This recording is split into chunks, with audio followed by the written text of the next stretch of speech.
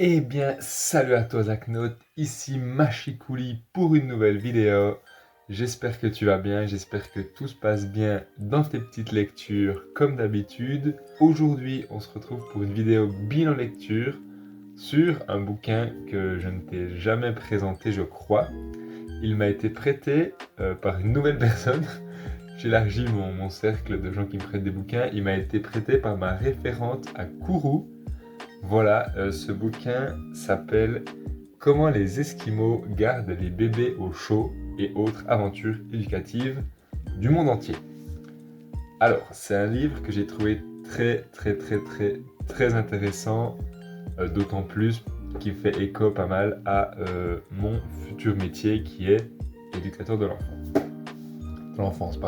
Alors, c'est un livre qui est divisé en 11 chapitres. Il y a d'abord une petite introduction, ensuite 11 chapitres et ensuite une petite conclusion. Il a été écrit par une journaliste qui s'appelle Mei Ling Hopgood. Donc c'est une femme sud-coréenne qui a été adoptée par des Américains, je crois. Enfin, elle a un parcours de vie assez atypique. Et au moment où elle écrit, elle habite en Argentine. Donc voilà, c'est une journaliste qui voyage beaucoup, qui est mariée à un journaliste qui voyage aussi beaucoup, qui fait beaucoup de reportages terrain.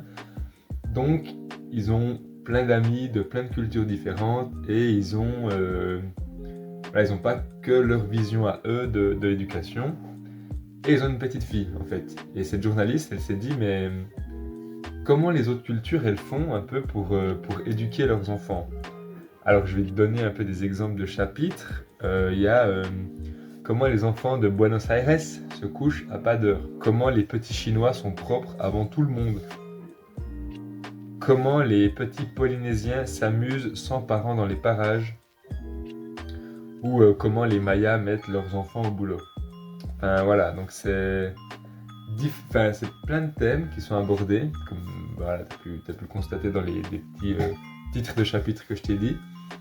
Et en fait, c'est hyper intéressant parce que ça nous sort beaucoup de la culture un peu occidentale, un peu la culture de chez nous, tu vois. Parce qu'elle a vécu longtemps aux États-Unis, donc c'est quand même une culture très américaine. Et là, ça sort vraiment de ça va dans tous les pays du monde. Et les pays ou des ethnies qu'on n'a pas trop l'habitude de prendre comme référence pour l'éducation, tu vois. Alors que en fait, c'était super intéressant.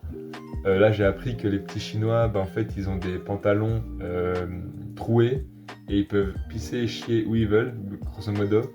Et ils apprennent du coup après à gérer leur sphincter et avant 1 an, ils sont propres.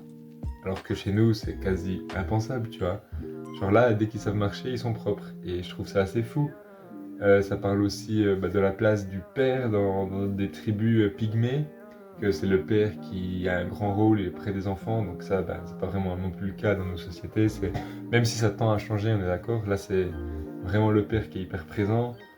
Ça parle des petits Français qui goûtent plein de trucs différents, plein de fromages, de la viande, du poisson, qui sont ouverts à pas mal de, de goûts dès la plus jeune enfance. Alors, moi, ça m'a pas trop choqué, mais peut-être que pour eux, ça les choque. Donc, elle qui est américaine, sud-coréenne et qui vit en Argentine, enfin bref. Un passage que j'ai aussi beaucoup aimé, c'est comment les Japonais laissent leurs enfants jouer aux jeux de main sans trouver ça vilain.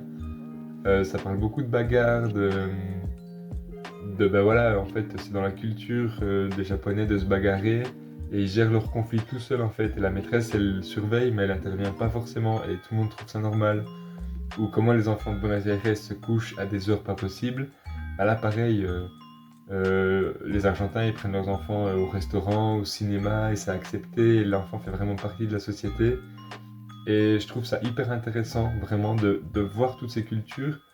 Et voilà, dans mon futur métier, ça va aussi pouvoir m'aider à me construire une identité professionnelle qui est beaucoup plus ouverte d'esprit, parce que c'est pas parce que genre les Espagnols ils couchent leurs enfants plus tard qu'ils sont forcément bizarres ou que ça a un impact sur la sieste l'après-midi, enfin bref.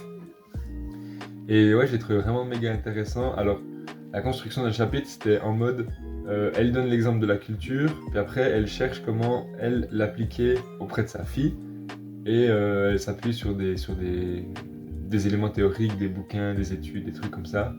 Donc la première partie, je la trouve souvent très très très intéressante de voir comment les autres évoluent. Souvent elle allait recueillir des témoignages, soit directement sur le terrain, soit sur des familles immigrées mais qui continuent d'avoir cette culture-là. La deuxième partie de comment transmettre ça à sa fille, je trouve ça assez intéressant. Et la troisième partie, un peu plus barbant, quand ça parlait plus des études et tout. Mais ouais, ça permet vraiment d'ouvrir l'esprit en fait sur toutes les manières qu'il y a d'éduquer son enfant dans le monde. Et pareil, ça parle des enfants qui travaillent chez les Mayas. Enfin, chez les... comment... C'est pas vraiment les Mayas, c'est les... Chez les Mayas, voilà, c'est vraiment les Mayas. Et là on se dit quoi, travail des enfants, c'est horrible. Et en fait non, c'est pas du travail comme on l'entend, c'est sous forme de jeu. Mais ça implique les enfants très tôt aux tâches ménagères. Et je trouve ça super de genre juste, par exemple, plier le linge avec son enfant. Ok, ça prend 26 fois plus de temps que si tu le fais tout seul. Mais l'enfant il prend conscience qu'il participe à un truc de la maison et je sais pas, je trouve ça vraiment top. Donc j'ai beaucoup aimé ce petit bouquin, alors je l'ai lu sur une longue période quand même. Je le lisais pas de manière régulière, c'était un peu un livre, c'était un mix entre un livre de chevet, un livre que je lisais un peu dans les transports. J'ai des rods de bonbons, c'est dégueulasse. Donc voilà, je l'ai un peu traîné en longueur. Mais vu que les chapitres, ils ont pas besoin d'être lus dans un ordre précis, c'est pas grave si je me souvenais plus de tout ce qui était écrit avant, tu vois. Et ouais, j'ai beaucoup aimé. Grosse recommandation pour toi qui est également dans le monde de l'enfance, d'ouvrir son esprit comme ça. Je trouve ça très intéressant. Et voilà, je crois qu'on arrive à la fin de la vidéo. J'ai plus grand chose à dire sur ce bouquin. Donc n'hésite pas à me dire en commentaire si tu l'as aimé, si tu connaissais déjà ce bouquin ou pas, si t'intéresse, si ça a un peu attisé ta curiosité ou pas du tout. N'hésite pas à lâcher le petit pouce bleu, ça fait toujours plaisir de voir que mon travail est soutenu. Voilà. Et quant à moi, j'ai plus qu'à te souhaiter une bonne fin de journée, une bonne fin de soirée, une bonne fin de nuit. Et je te dis à la semaine prochaine pour une nouvelle vidéo. Allez, double ciao!